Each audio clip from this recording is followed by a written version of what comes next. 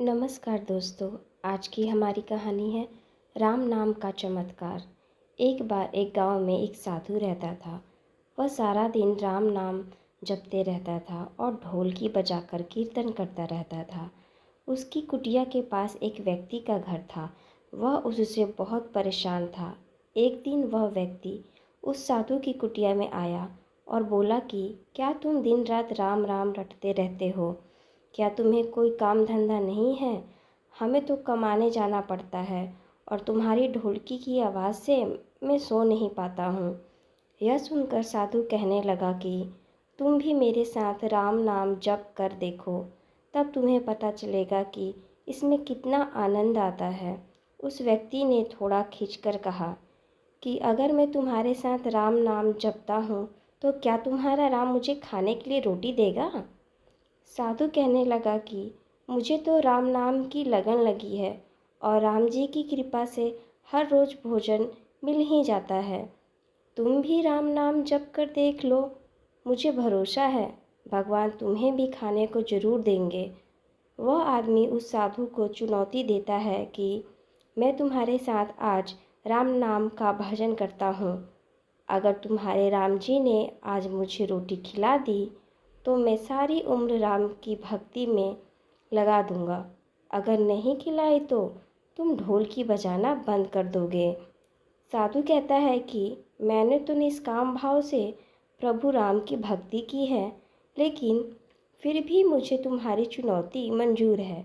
वह व्यक्ति साधु के साथ बैठकर राम राम का जप करता है और मन में यह निश्चय करता है कि चाहे कुछ भी हो जाए, आज मैं भोजन नहीं करूँगा। देखता हूँ इसका राम मुझे भोजन कैसे कराता है।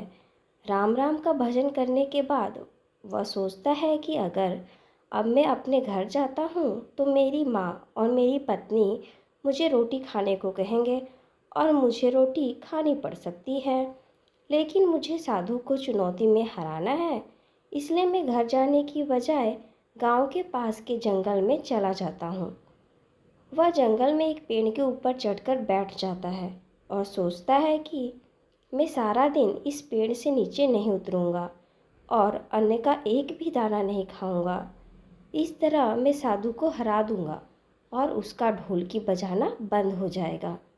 कुछ देर बाद उस जंगल से एक बंजारों की टोली गुजरती है। उन्हें बहुत भूख लगी होती है। बंजारों का सरदार कहता है कि आग जलाकर यहीं पर खाना बना लो। अब खाना खाकर ही आगे बढ़ेंगे। खाना बनकर तैयार हो जाता है। बंजारे खाना खाने वाले होते हैं कि इतनी देर में बंजारों को सूचना मिलती है कि पीछे से डाकू आ रहे हैं। बंजारों का सरदार कहता है कि हमें यहाँ से चले जाना चाहिए, डाकू हमारा सब कुछ लूट सकते हैं। वे बंजारे खाना वहीं पर छोड़कर चले जाते हैं। वह आदमी पेड़ पर बैठा सब कुछ देख रहा था। कुछ समय बाद डाकू वहाँ पहुँचते हैं। भोजन को देखकर डाकू कहते हैं कि खुशबू तो बहुत अच्छी आ रही है।